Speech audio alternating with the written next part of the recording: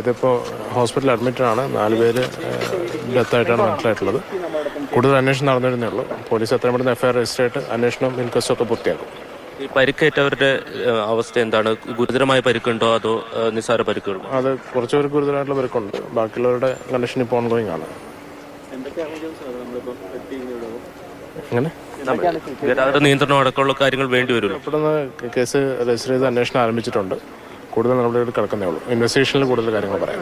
ഈ ശബരിമല സീസണാണല്ലോ, കൂടുതൽ വാഹനങ്ങൾ വരുന്നു. അപ്പോൾ സ്വാഭാവികമായിട്ടും ഈ ഭാഗത്ത് ഇത്തരം തുടർച്ചയായിട്ട് അപകടങ്ങൾ ഉണ്ടാകുന്നു. അപ്പോൾ നമ്മുടെ ഭാഗത്ത് നിന്ന് എന്തെങ്കിലും അതിനുവേണ്ടി പ്രത്യേക നിയന്ത്രണങ്ങളോ അത്തരം കാര്യങ്ങൾ എന്തെങ്കിലും ആലോചിക്കുന്നുണ്ടോ? കൂടുതൽ ആൾക്കാർ നമ്മൾ പോസ്റ്റ് ചെയ്യുന്നുണ്ട് ട്രാഫിക് ക്രമീകരണത്തിന് മറ്റുമായിട്ട്. അതുകൂടാതെ ഈ അപകടങ്ങൾ ഉണ്ടായിരിക്കാനുള്ള ക്രാഷ് ബാരിയറുകളും മറ്റ് അപകട വാർണിംഗ് ബോർഡ്സും കൂടുതൽ ഇൻസ്റ്റാളിനുള്ള നടപടി സ്വീകരിക്കുന്നുണ്ട്.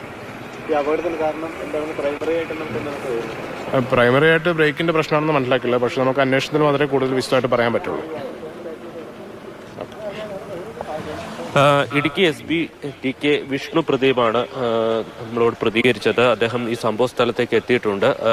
ഈ പരിക്കേറ്റവരുടെ കാര്യങ്ങളൊക്കെ ചികിത്സയുമായി ബന്ധപ്പെട്ട കാര്യങ്ങൾ അന്വേഷിച്ച് വരികയാണ് എന്നാണ് അദ്ദേഹം പറഞ്ഞിരിക്കുന്നത്. പ്രാഥമിക ഘട്ടത്തിൽ പോലീസ് ഒരു കേസ് രജിസ്റ്റർ ചെയ്ത് അന്വേഷണം ആരംഭിച്ചു കഴിഞ്ഞിരിക്കുന്നു. എന്താണ് ഈ അപകട കാരണം എന്നുള്ളതാണ് പരിശോധിക്കുന്നത്.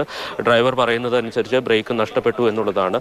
മുൻപരിചയമില്ലെങ്കിൽ അത് സ്വാഭാവികമായും ഇത്തരം അപകടങ്ങളിലേക്ക് നയിക്കാറുണ്ട്. കാരണം ഈ പാതയുടെ ഒരു പ്രത്യേകത അത്തരത്തിലുള്ളതാണ്. കുട്ടിക്കാനം മുതൽ മുണ്ടക്കയം വരെ ഏതാണ്ട് കുത്തനെ ഇറക്കമുള്ളതാണ്. സാധാരണ പരിചിതരായിട്ടുള്ള ഡ്രൈവർമാരാണെങ്കിൽ അവർ ഗിയറിലാണ് ഈ വാഹനം ഇറങ്ങി വരിക. പക്ഷേ പരിചയക്കുറവുണ്ടെങ്കിൽ തുടർച്ചയായി ബ്രേക്ക് ഉപയോഗിച്ച് ഈ വാഹനം സാധാരണ അത്തരം യാത്രകളും ചെയ്യാറുണ്ട്. അങ്ങനെ വരുന്ന വാഹനങ്ങളുടെ ബ്രേക്ക് നഷ്ടപ്പെടാൻ സാധ്യതയുണ്ട്. ഇതിനു മുമ്പ് പലതവണ ഇത്തരത്തിൽ നിരന്തരം അപകടം നടക്കുന്ന ഒരു മേഖലയാണ്. പരിചയമില്ലാത്ത ഡ്രൈവർമാർ വാഹനം ഓടിക്കുകയും അവർ തുടർച്ചയായി ബ്രേക്ക് ഉപയോഗിക്കും. ഗിയറിൽ ഇറങ്ങി വരാതെ ബ്രേക്ക് ഉപയോഗിച്ച് താഴേക്ക് ഇറങ്ങി വരികയും ഏതാണ്ട് പെരുവന്താനമൊക്കെ എത്താറാകുമ്പോഴത്തേക്കും ബ്രേക്ക് നഷ്ടപ്പെടുകയും ചെയ്യുന്നത് ഒരു സ്ഥിരം സംഭവമാണ് ഈ മേഖലയിൽ.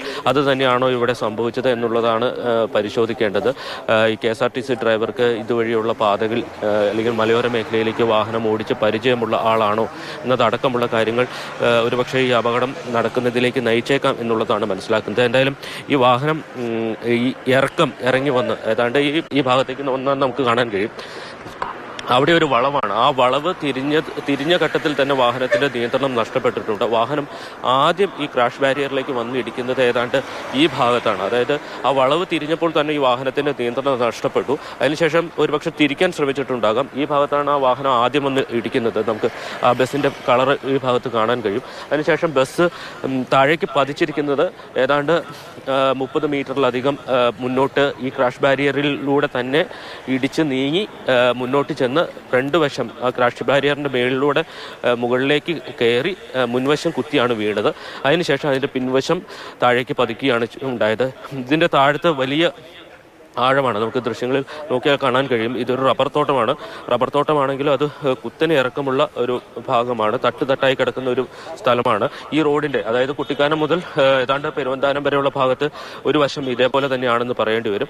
പക്ഷെ ആ വാഹനം അവിടെ മരങ്ങളിലൊക്കെ തട്ടി നിന്നുകൊണ്ട് താഴേക്ക് പോയിട്ടില്ല. ഇനി ഏത് സമയത്തും പോകാനൊരു സാധ്യതയുണ്ട്. അതുകൊണ്ടാണ് ഫയർഫോഴ്സിൽ ഉദ്യോഗസ്ഥർ വടം ഉപയോഗിച്ചുകൊണ്ട് ആ വാഹനം അവിടെ ഒരു മരക്കുറ്റിയിലേക്ക് കെട്ടി നിർത്തിയിരിക്കുന്നത്. ഏതെങ്കിലും സമയത്ത് അത് ഉരുണ്ടു പോകാൻ സാധ്യതയുണ്ടോ, അത്തരമൊരു സാധ്യത കണക്കിലെടുത്താണ് അത്തരമൊരു ക്രമീകരണം അവിടെ ചെയ്തിരിക്കുന്നത്. എന്തായാലും അപകടം നടന്ന സമയത്ത് അങ്ങനെ താഴേക്ക് പോകാതിരുന്നത് ഈ ദുരന്തത്തിന്റെ ഒരു വ്യാപ്തി അല്ലെങ്കിൽ ആഘാതം കുറച്ചിട്ടുണ്ട് എന്ന് തന്നെ പറയാം. ഈ അപകടം ഉണ്ടായപ്പോൾ തന്നെ വേഗത്തിൽ ആളുകളെ അതിൽ നിന്ന് പുറത്തേക്ക് എടുക്കാൻ കഴിഞ്ഞോ? അപ്പോൾ തന്നെ രക്ഷാപ്രവർത്തനം നടന്നിരുന്നോ?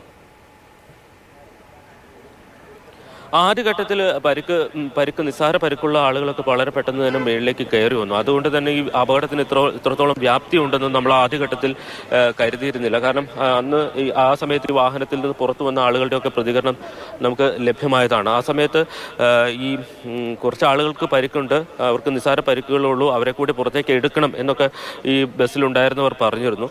പക്ഷേ അതിനുശേഷമാണ് ഈ അവസാന ഘട്ടത്തിലേക്ക് എത്തിയപ്പോഴാണ് ഈ വാഹനത്തിൻ്റെ ഇടയിലൊക്കെ പെട്ട് വളരെ ഗുരുതരമായി പരിക്കേറ്റവരെ പുറത്തേക്ക് എത്തിക്കാൻ കഴിഞ്ഞത് എന്നുള്ളതാണ്.